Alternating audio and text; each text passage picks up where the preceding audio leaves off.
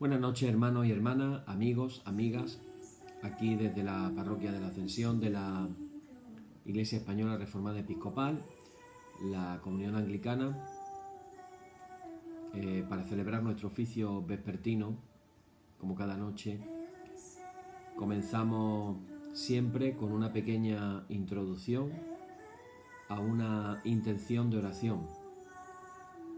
En esta noche, hermanos, ayer hablábamos del coronavirus. Infelizmente tenemos que regresar al tema. Me recuerda a los primeros días del confinamiento en el año pasado. Y tengo que decir algunas cifras. La primera de ellas, que el día de ayer en España tuvimos el récord de personas contagiadas en tan solo un día desde que empezó la pandemia. En el caso de Inglaterra, ayer batió un nuevo récord de personas contagiadas en tan solo un día y de personas fallecidas. Estaba escuchando que en Estados Unidos ayer fallecieron 4.500 personas en un solo día, otro récord de personas que están falleciendo. Esto nos habla, hermanos, de que estamos comenzando el peor tiempo posiblemente de la pandemia. Y cuando ya pensábamos que se nos decía este verano que ya se había ganado el pulso a la pandemia y que posiblemente habría un rebrote pequeño en septiembre y nos vemos donde nos vemos ahora mismo, pues realmente tenemos que poner nuestra intención de oración por esta cuestión del coronavirus. Terrible. Y ya se sabe que la mutación de Inglaterra tiene un poder de contagio un 70% mayor que la del coronavirus normal. 70% mayor. Por eso en Inglaterra están pensando llevar el confinamiento prácticamente al mes de marzo. En el caso de Alemania igual. En el caso de España, en los próximos días vamos a ver cómo se endurece todo lo relacionado con el confinamiento.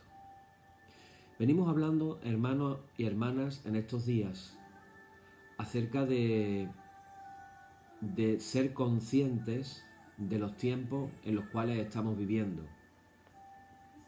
Me llama increíblemente la atención que justamente cuando se empieza a vacunar a las personas, el virus sorprendentemente comienza a mutar en diferentes lugares del mundo.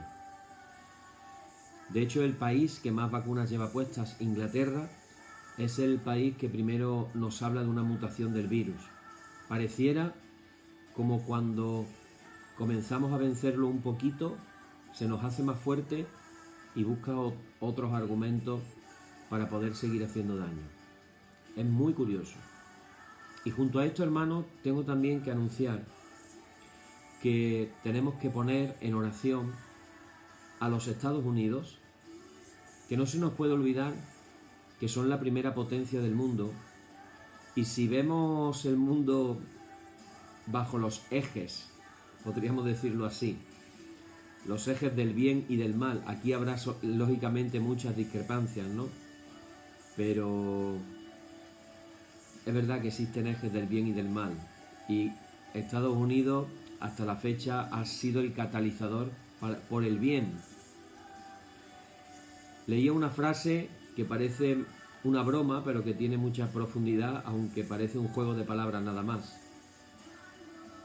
La frase decía algo así como: parece que los Estados Unidos necesitan a Estados Unidos para que lo salve, para que salve a Estados Unidos de Estados Unidos. Parece un juego de palabras, ¿verdad?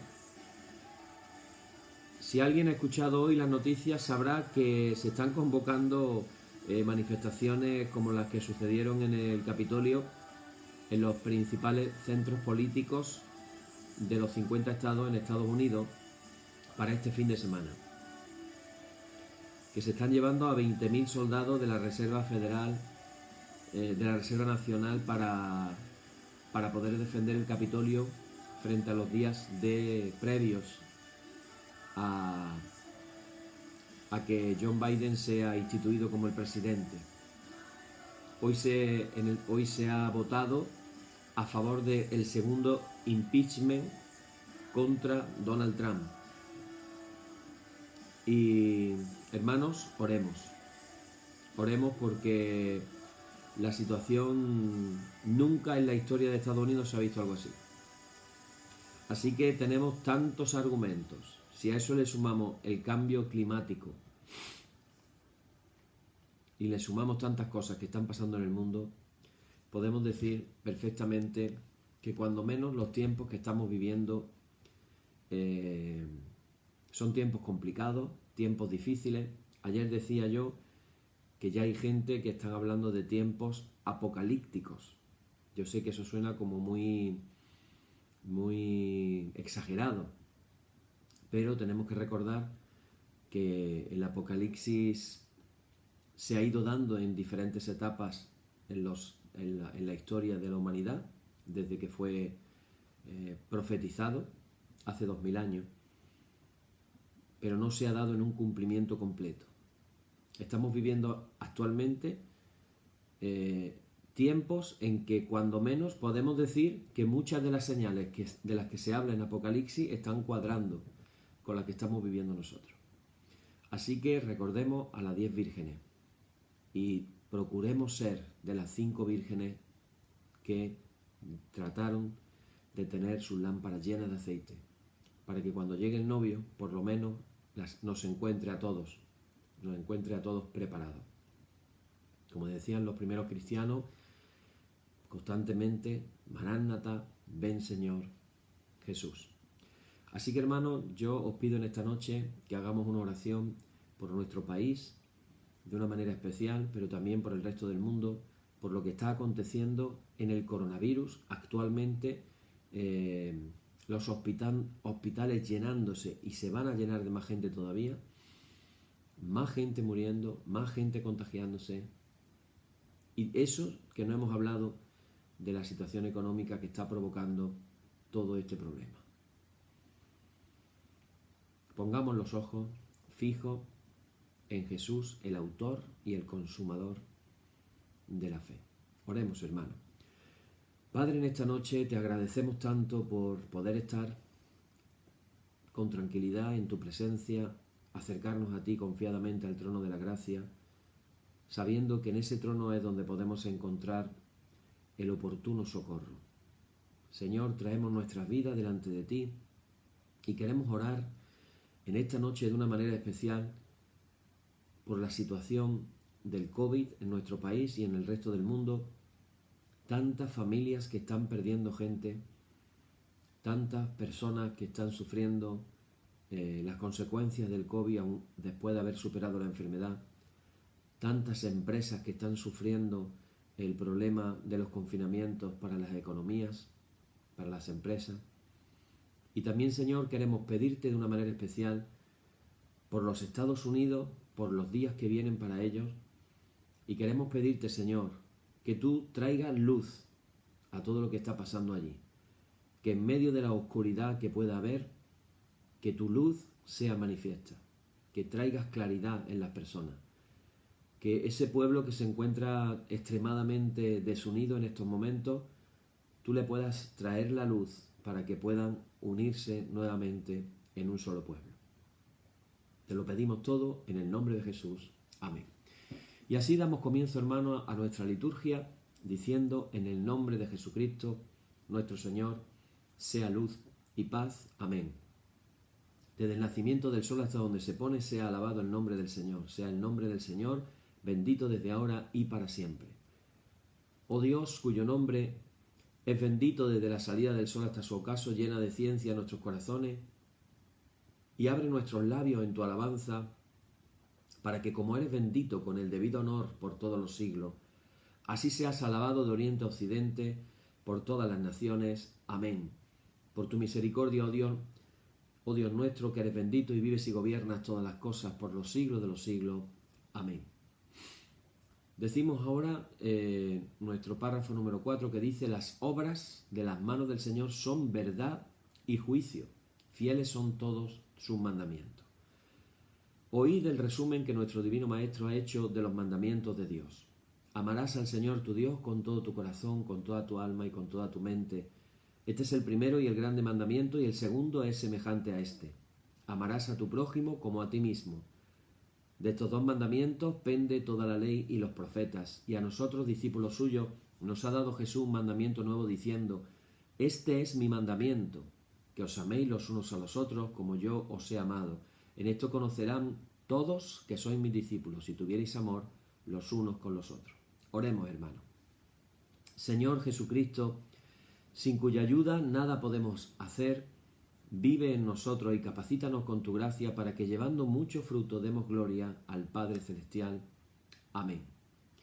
Hermanos muy amados, reconociendo con sinceridad cuán lejos estamos de haber cumplido fielmente la voluntad del Señor, humillémonos en su presencia y con un corazón contrito confesemos todas nuestras faltas y transgresiones, seguros de que Él oirá nuestra súplica. Y oramos todos juntos, hermanos. Vamos a tener un momentito, unos segundos de silencio para podernos examinar personalmente cada uno y después vamos a orar todos juntos.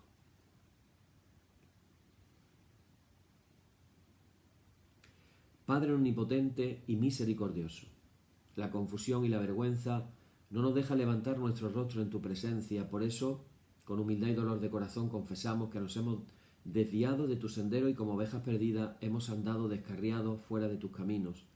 Hemos seguido desordenadamente las intenciones y deseos de nuestro propio corazón. Hemos roto tus santos mandamientos. Además de no hacer lo que debíamos, hemos hecho lo que no estaba bien hacer. Por eso, Señor, ten misericordia de nosotros, pobres pecadores. Perdona, oh Dios, a los que confiesan sus culpas, restaura a los que se arrepienten según tus promesas declaradas, a toda la humanidad, en Jesucristo nuestro Señor. Amén. Y el Señor Jesucristo, que tiene la potestad de perdonar pecados sobre la tierra y que no desecha al pecador que a él acude para salud, oiga vuestros ruegos, perdone todos vuestros pecados y os conceda su Santo Espíritu, para que vuestra vida sea de aquí en adelante pura y santa hasta que seáis recibidos en el goce de su eterna gloria en las mansiones del Padre Celestial. Amén. Y el Señor sea siempre con vosotros y con tu espíritu. Sálvenos tu diestra, Señor nuestro Dios, para que confesemos tu santo nombre. Aleluya. Acuérdate de nosotros, Señor, y visítanos con tu salvación. Gloria y honor al Padre y al Hijo y al Espíritu Santo, por los siglos de los siglos. Amén. Señor, abre nuestros labios y nuestra boca anunciará tu alabanza. Vamos a dar lectura ahora a un salmo. Vamos a leer el Salmo 139, un salmo precioso. Salmo 139, podemos abrir nuestra Biblia en dicho salmo, que dice así. Podemos leerlo todo junto en voz alta en casa. Se titula La omnipresencia y omnisciencia de Dios, un salmo de David. Dice así: Oh Señor, tú me has examinado y conocido. Tú has conocido mi sentarme y mi levantarme. Has entendido desde lejos mis pensamientos.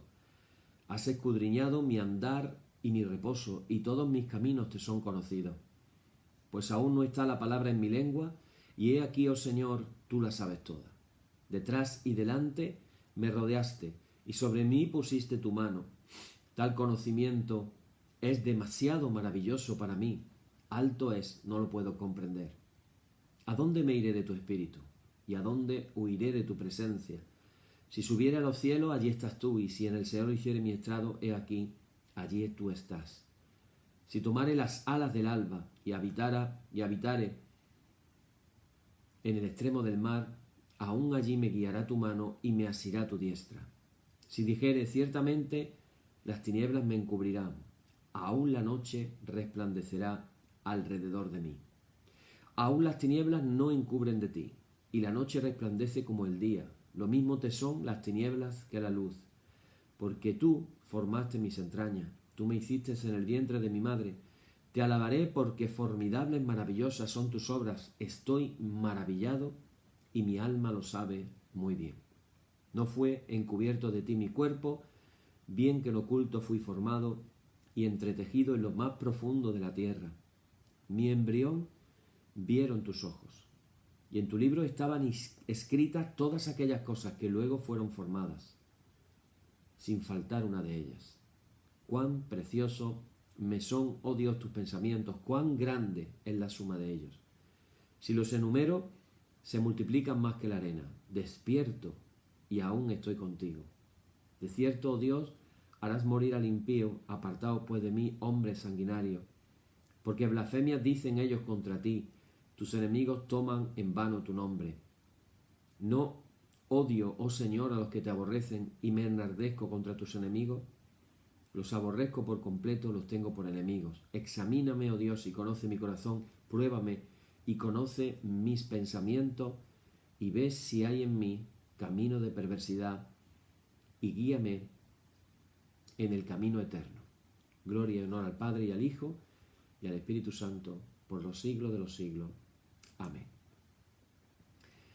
Bien, hermanos, pues dicho este salmo, vamos ahora a seguir compartiendo nuestro estudio. Recordar que lo habíamos titulado Viendo a Jesús, a ver si era verdad lo que estábamos hablando desde un punto de vista conflictivo y peligroso. Habíamos hablado del enfrentamiento de Jesús a los poderosos dirigentes del templo. Realmente era algo mucho más temible que esas disputas que de verdad Jesús mantenía con los escribas y fariseos sobre cuestiones casi siempre de comportamiento práctico. Junto a ellos, el mayor peligro para Jesús vendría de quienes ostentaban el máximo poder. Estamos hablando ahora del recelo del poder romano, del Imperio Romano.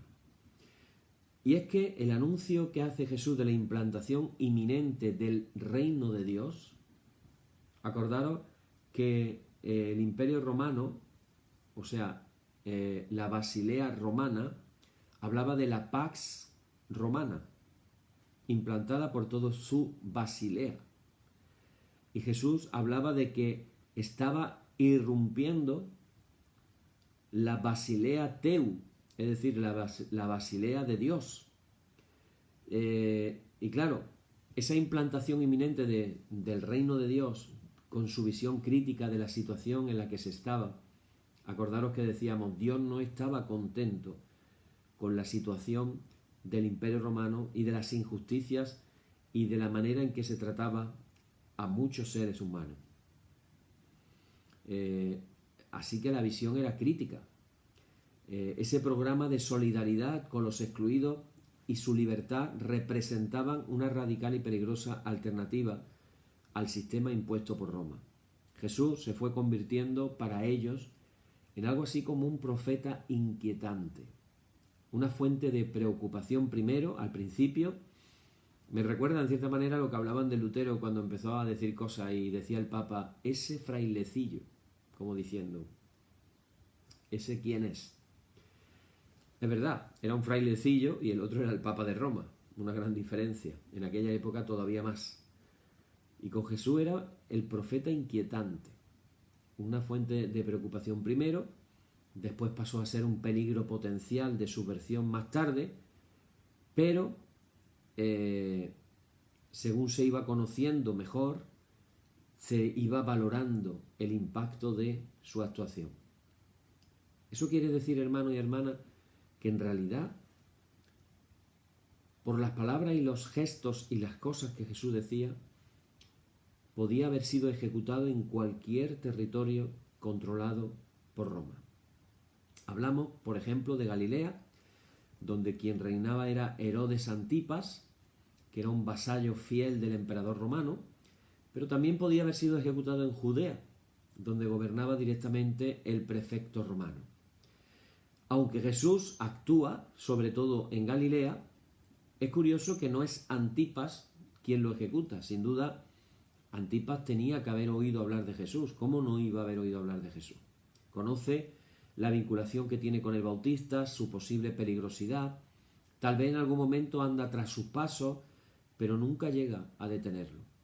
Probablemente le retiene el temor al resentimiento popular que ya se había despertado contra él por su arbitraria ejecución del Bautista. Él sí había sido el que había pedido que se le cortara la cabeza al Bautista. Así que no quiere provocar más descontento. Jesús, por su parte, no deja más que mostrar desprecio por ese tetrarca que había ejecutado al profeta, admirado por todos. Lo llama zorra, porque también a él quiere atraparlo como al Bautista. Y se burla del emblema acuñado en su moneda, viendo en él una simple caña agitada por el viento. Por mucho que se vista con elegancia y habite en su espléndido palacio de Tiberíades. Así lo veía Jesús a Antipas, una caña agitada por el viento. En cualquier momento se seca, se rompe y deja de ser. Probablemente en el palacio de Cesarea del Mar, donde residía Pilato, en ese palacio, y en la Torre Antonia de Jerusalén, donde permanecía vigilante una guarnición de soldados, a nadie le dejaba indiferente las confusas noticias que le llegaban de Galilea, pero tampoco les inquietaba de una manera grande. Solo cuando van comprobando la atracción que Jesús comienza a ejercer sobre el pueblo, y sobre todo cuando ven la libertad con que lleva a cabo algunos gestos que son realmente provocativos en la misma capital, entonces se forma ese ambiente explosivo de las fiestas de Pascua. Toman conciencia de que de verdad hay un potencial peligro de verdad. Hay algo que desde el principio puede haber despertado su recelo. Fijaros, Jesús emplea como símbolo central de su mensaje un término político. Vamos a verlo de otra manera ahora. A todos trata de convencer de que la llegada del imperio de Dios, la Basilea de Dios, el reino de Dios, es inminente. Entonces, en un lugar gobernado por el imperio romano, él comienza a decir que ha llegado otro imperio y que va a llegar de manera inminente, y es el imperio de Dios. Ese término Basilea que van a repetir invariablemente los evangelios, traduciendo reino de Dios. Ese término, hermanos, para que lo sepamos, esto es un dato histórico fehaciente muy importante, ese término Basilea, única y exclusivamente en los años 30, en la época de Jesús, solamente se empleaba para hablar del imperio de Roma.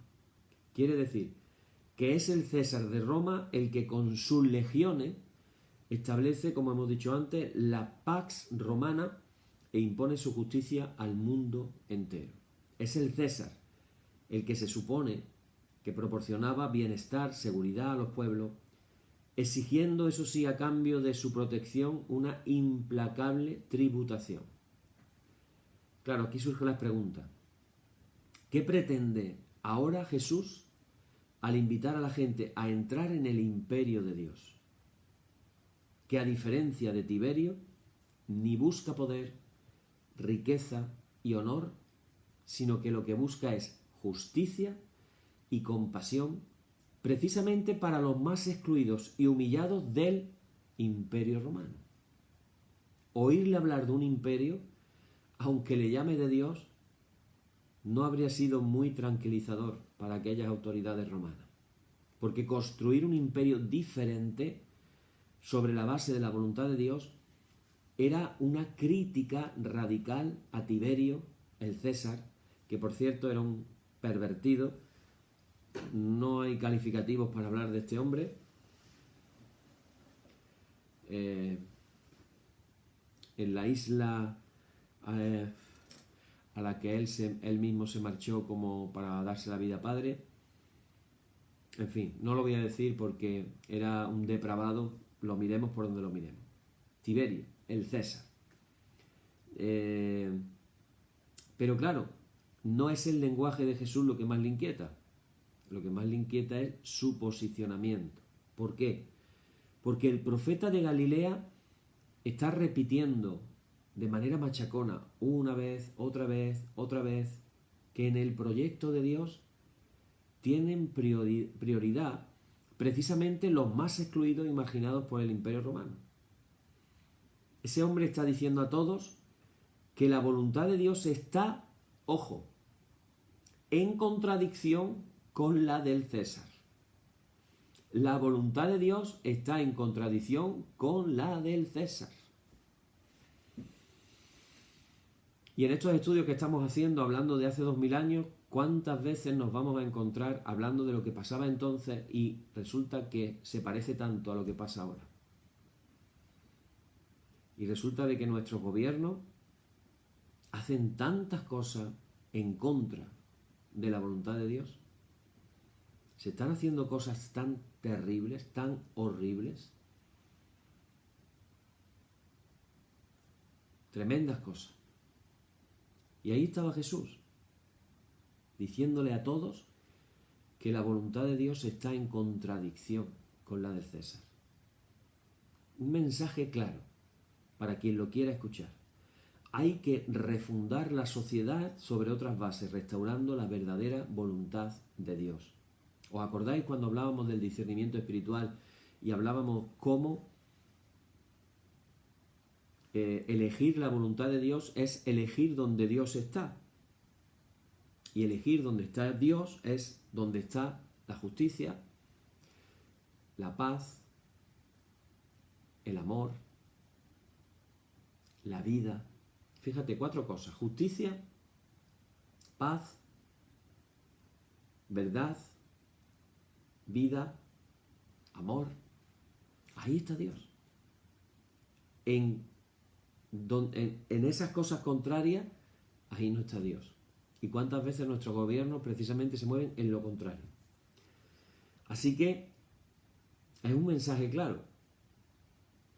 Y el mensaje termina con la idea de que para entrar en el imperio de Dios hay que salirse del imperio de Roma. Para entrar al imperio de Dios hay que salirse del imperio de Roma. En estos tiempos, hermanos, conflictivos, extraños, de dificultad, que algunos, como digo, están empezando a catalogar ya de tiempos apocalípticos. Un gobierno, fijaros lo que habla Apocalipsis, un gobierno central del anticristo, el anticristo, el antidios, el antiamor, el antilibertad, el antijusticia, el antiverdad. Curioso, ¿verdad? Entonces, para entrar al reino de Dios, al imperio de Dios, tenemos que salirnos del imperio, como estamos diciendo aquí.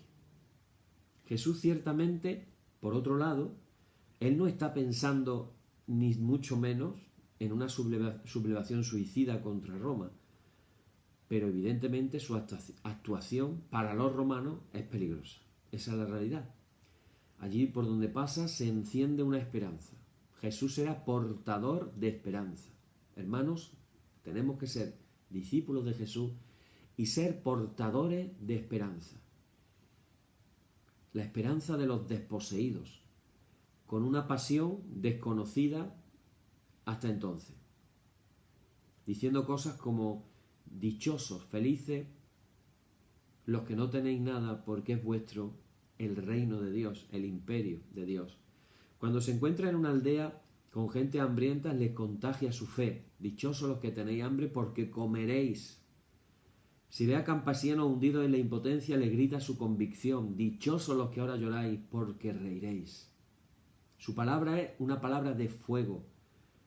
Ahora, ¿qué pretende al sugerir un vuelco total de la situación? Una de las consignas más repetidas, más rotunda y más provocativa es cuando Jesús empieza a decir: los primeros serán los últimos y los últimos serán los primeros. ¿Es solo el sueño de un profeta ingenuo?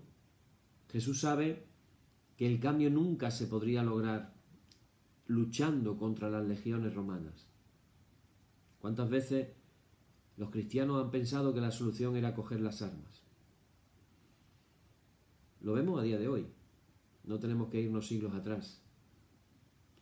Pero aquel hombre ponía toda su fuerza en el Dios de Israel y con una fe increíble animaba a sus seguidores, ahora lo vamos a entender otro poquito más, a pedir una y otra vez, una y otra vez: Padre, venga tu imperio.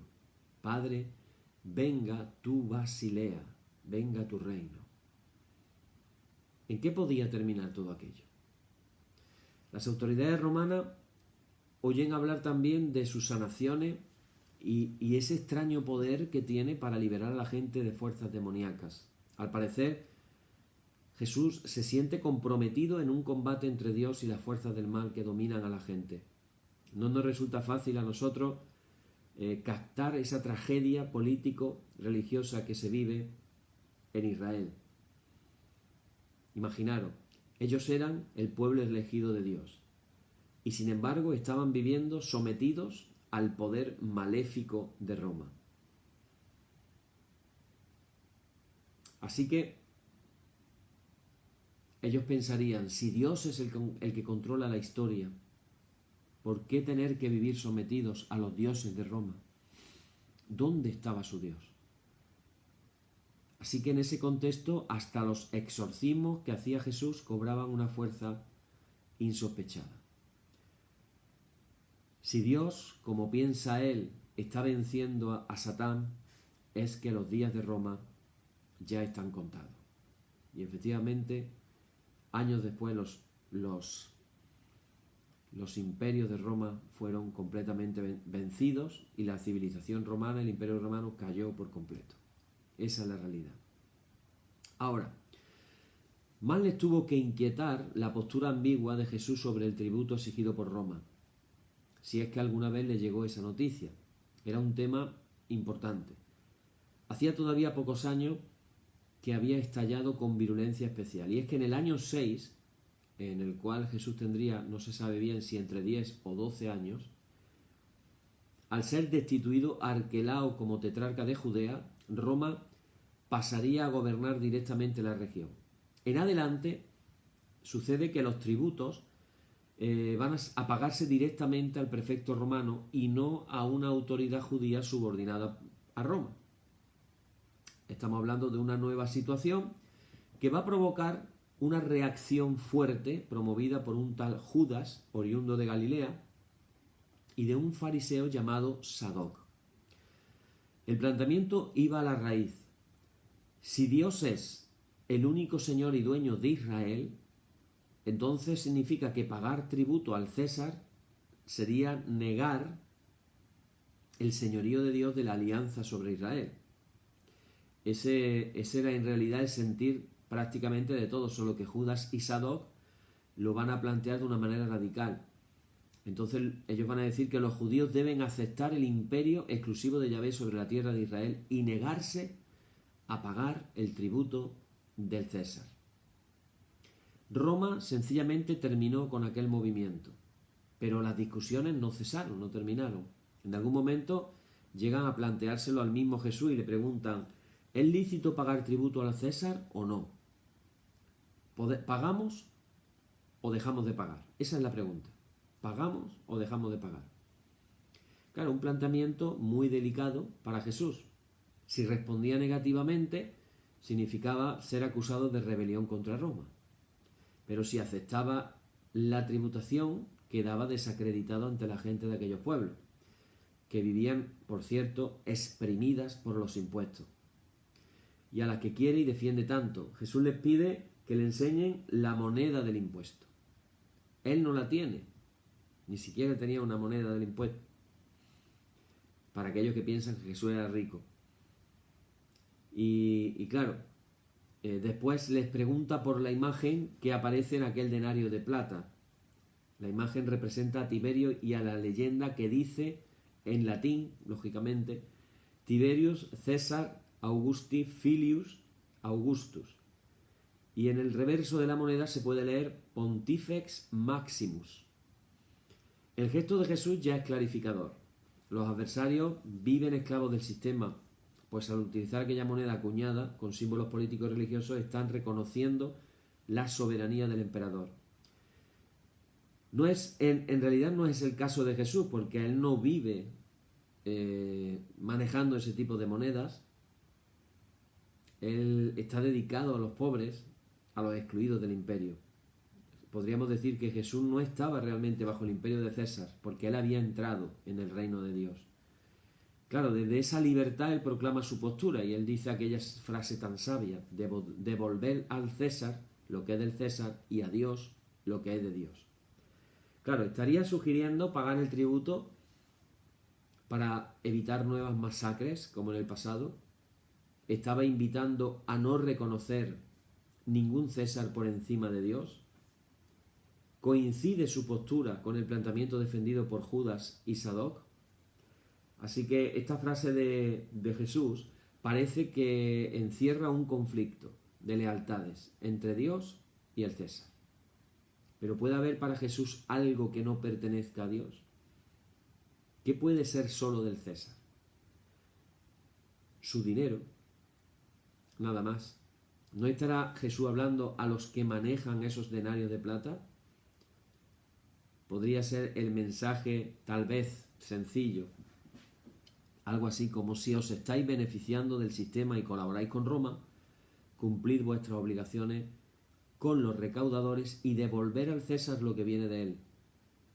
Pero que nadie, esto es lo tremendo, hermanos, que nadie deje en manos del César lo que solo le pertenece a Dios.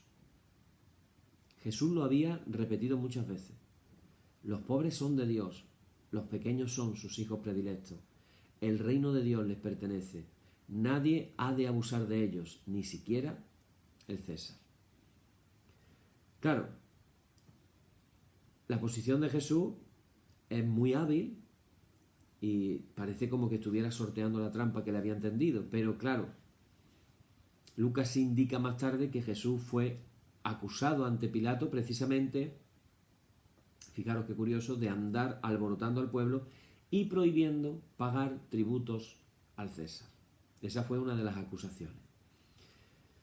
Y no sabemos si fue así, pero el profeta del reino de Dios resulta realmente un elemento inquietante para quienes viven del imperio de Roma, para la aristocracia del templo, para las familias herodianas y el entorno de los representantes del César. En definitiva, era un peligro para lo que hoy diríamos el establishment, es decir, los pocos que vivían muy bien a costa de los muchos. Para esa gente es para la que Jesús realmente es un peligro. Jesús tuvo que contar, hermano, evidentemente, él sabía, y ya lo dijimos el otro día, que en varias ocasiones advirtió que moriría y al tercer día resucitaría. Recordar que Pedro había tenido aquella revelación del Padre cuando Jesús estaba preguntando: ¿vosotros quién decís que es el Hijo del Hombre? Y Pedro respondió: tú eres el Mesías, el Cristo, el Hijo del Dios viviente. Y entonces Jesús le dijo: bienaventurado eres, Simón, hijo de Jonás, porque esto no te lo ha revelado carne ni sangre, sino mi Padre que está en los cielos. Estaba teniendo una revelación tremenda de quién era Jesús. Pero muy poquito después de aquello, cuando Jesús se propone ir a Jerusalén y dice que allí va a morir, Pedro le trata de decir a Jesús que mejor que no vaya para que no ocurra eso que Jesús está diciendo. Y Jesús le responde a Pedro: apártate de mí, Satanás. Es decir, Jesús tenía clarísimo a lo que iba a Jerusalén en esa ocasión última, en la que sería evidentemente ejecutado teniendo un final violento. Sabía el peligro al que se exponía si él continuaba esa actividad y seguía insistiendo en la irrupción del reino de Dios. Tarde o temprano, su vida podría desembocar en la muerte. El peligro, de hecho, lo amenazaba desde varios frentes.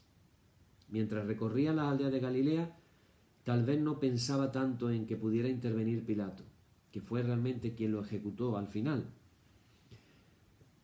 Su palacio de Cesarea del Mar quedaba muy apartado de ese ambiente campesino en el que Jesús se movía. En los comienzos tampoco podía ver el peligro que representaba la aristocracia saducea del templo. Es sólo cuando sube a Jerusalén que puede comprobar de cerca el poder que tiene esa aristocracia y la hostilidad que tienen contra él. Porque, hermanos y hermanas, el problema era que era peligroso buscar una vida digna y justa para los últimos. No podía promover el reino de Dios como un proyecto de justicia y compasión. El profeta de la compasión, ¿os acordáis? Profeta de la compasión para los excluidos, para los rechazados, sin provocar la persecución de aquellos a los que no les interesaba que hubiera ningún cambio, ni en el imperio, ni en el templo. Ellos querían que todo siguiera igual, para seguir viviendo esa vida que vivían tan alejados realmente de Dios. Era imposible solidarizarse con los últimos como lo hacía él, sin sufrir la reacción de los poderosos. Jesús sabía que tanto Herodes como Pilato tenían poder para darle la muerte. Tal vez la amenaza del prefecto romano quedaba más lejana, pero lo ocurrido con el Bautista le hizo ver que en cualquier momento a él le podía suceder lo mismo. Todos sabían que provenía del entorno de Juan. Antipas lo miraba como un profeta, que incluso llegaron hasta pensar que Jesús, a ver si no era la resurrección del mismo Juan. O sea, que había conexión de Jesús con Juan. Y Jesús lo sabía. En algún evangelio se nos dice que al enterarse de la ejecución del Bautista se retiró a un lugar apartado. No se sabe a qué. Lo ocurrido al Bautista realmente no era algo casual. Era el destino trágico, lo decíamos ayer, que espera de ordinario a los profetas. Y Jesús presiente que pueden hacer lo mismo con él, porque él era también un profeta. De hecho, había una idea muy extendida en el siglo I entre los judíos de que el destino que espera el profeta es la incomprensión, el rechazo y la persecución. Así que probablemente Jesús, desde muy pronto, desde muy al principio, él consideró la posibilidad de un desenlace fatal. Al principio era solo una posibilidad, pero más tarde se iba a convertir en un final bastante probable, por último, en una certeza. Ya lo llega a afirmar: voy a Jerusalén y voy a morir allí. Y claro, ¿podemos saber algo del comportamiento de Jesús? Porque evidentemente no era un suicida, no estaba buscando el martirio, no era ese el objetivo de su vida, porque Jesús no quería el sufrimiento ni para él ni para los demás. Así que daros cuenta de que Jesús había dedicado toda su vida a combatir el sufrimiento en las personas a través de la sanidad a los enfermos, de denunciar las injusticias, la marginación, el pecado, la desesperanza. Entonces quiere decir que si él acepta la persecución y el martirio, será nada más y nada menos, hermanos y hermanas, por fidelidad a su Padre, que no quiere ver sufrir a sus hijos y a sus hijas. Por eso Jesús no corre tras la muerte, pero tampoco se echa atrás. No huye ante las amenazas, tampoco modifica su mensaje, ni lo adapta ni lo suaviza. Porque si hubiera hecho eso, a lo mejor hubiera evitado la muerte. Habría bastado con callarse, con no insistir en lo que podría irritar en el templo o en el palacio del prefecto romano, pero no lo hizo. Hermanos y hermanas, Jesús continuó su camino. Él prefería morir antes que traicionar la misión para la que se le había escogido. Antes que todas las cosas, Jesús actuó como el hijo fiel a su Padre querido. Y mantenerse fiel no era solo aceptar un final violento, significaba tener que vivir día a día en un clima de inseguridad, de enfrentamiento, de verse expuesto continuamente a la descalificación, al rechazo. Desde el punto de vista de ser humano, si nos ponemos en su situación, era inevitable que a él le surgieran preguntas. Por ejemplo, imaginaros, ¿no? ¿Cómo podía Dios llamarlo a proclamar la llegada decisiva de su reinado para dejar luego que esta misión acabara en un fracaso? ¿Podía como ser humano pensarlo? ¿Se podrá Dios contradecir? Pensaría. ¿Era posible conciliar su muerte con su misión? Y es que, hermanos, hermanas, se necesitaba de mucha confianza para dejarle actuar a Dios y ponerse en sus manos a pesar de todo. Si nos damos cuenta de todas las cosas que estamos hablando, colocan nuevamente a Jesús delante de nosotros como un modelo a seguir. Una confianza inquebrantable en su Padre. Que nosotros podamos tener esa gracia también en nuestra vida y podamos decir, Señor, que yo pueda tener una confianza inquebrantable, no importa lo que pueda venir o pasar, que yo pueda tener una confianza inquebrantable en ti. Por eso morirá fiel al Dios en el que había confiado siempre.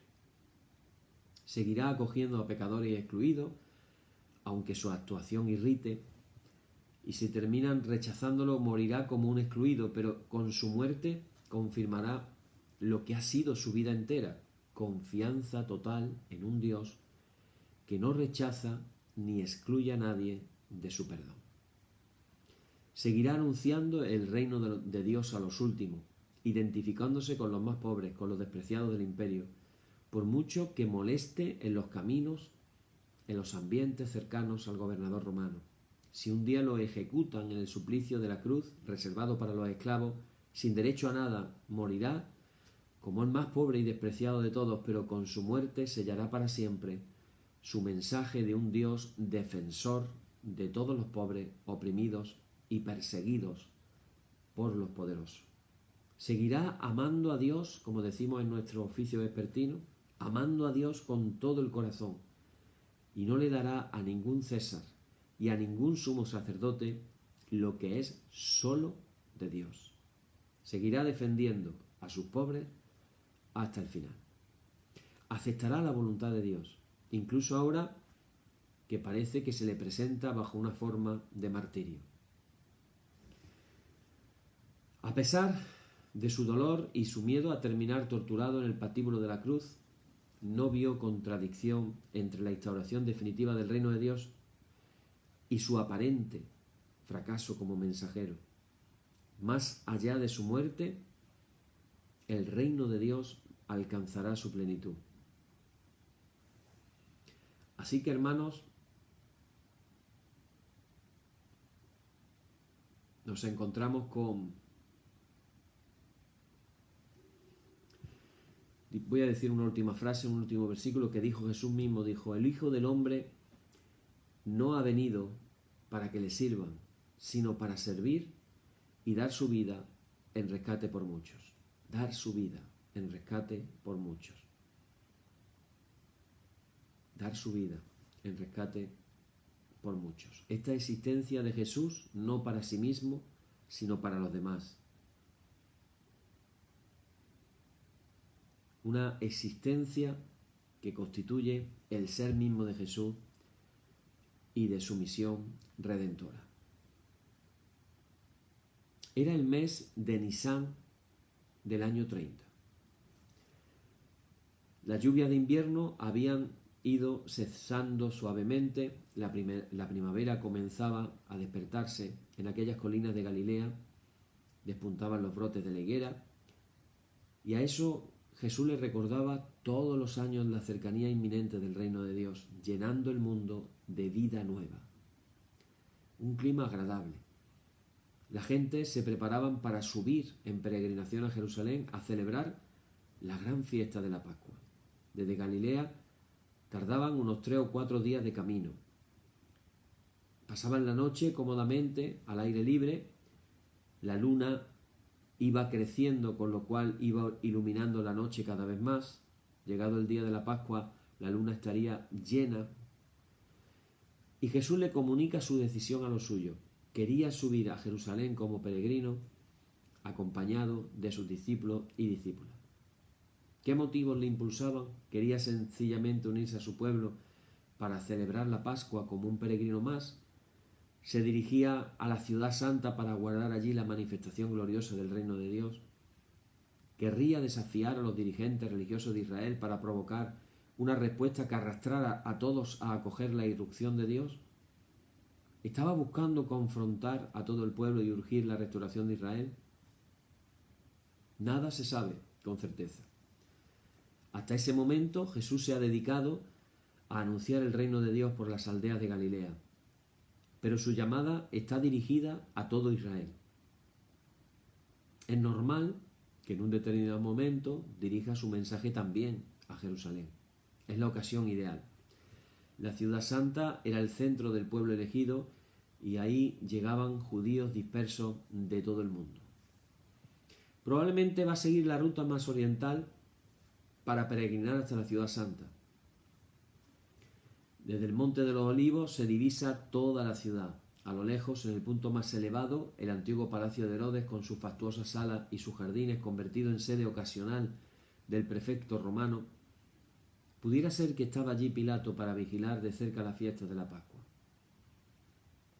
Por otro lado, tenemos también, además de esas lujosas villas donde vivía la aristocracia, estaban los barrios pobres y populares en el otro extremo, ocupando la parte baja de la urbe. Desde el Monte de los Olivos no es posible observar la agitación y el bullicio que allí reina. Allí es donde están los talleres, las tiendas, los negocios de toda clase. Pero lo que atraía la mirada de todos los peregrinos era la inmensa explanada donde se levantaba resplandeciente el templo santo. Dice el historiador Flavio Josefo acerca de ese templo que estaba casi enteramente recubierto de láminas de oro macizo y al salir el sol brillaba con tal resplendor que los que la miraban tenían que desviar su mirada. A los extranjeros que se acercaban a Jerusalén les parecía ver como una especie de cumbre nevada. El resplandor, la impresión, aquel lugar donde durante los próximos días se ofrecerían sacrificios rituales, se cantarían himnos de acción de gracias, se degollarían a los corderos para la cena pascual. Allí llega Jesús. Y solo cuando se acercan a la ciudad pudieron conocer Jesús y sus discípulos la atmósfera que se respiraba en Jerusalén. Ahí pasarán sus últimos momentos. Pero no lo vamos a compartir hoy, lo vamos a dejar para mañana. Quedémonos con la persistencia, con la obediencia y la confianza de Jesús, a pesar de todos los frentes abiertos adversos que tenían en contra de él, como él se puso en las manos de Dios, su Padre, y prefirió hacer su voluntad, la voluntad del Padre, antes que la suya propia. Hermano, que esa lección la podamos aprender nosotros y deseemos hacer sobre todo la voluntad del Padre en nuestros días. Amén. Decimos ahora, hermano, oh Señor, santifícanos en tu verdad, tu palabra es la verdad. Amén. Vamos a terminar en esta noche, vamos a hacerlo un poco diferente el oficio, leyendo en oración el Cántico de María, aquella que le dijo sí a la voluntad de Dios. Que nosotros tomemos este ejemplo y le digamos también sí. Aquí están los que son los esclavos, los siervos del Señor.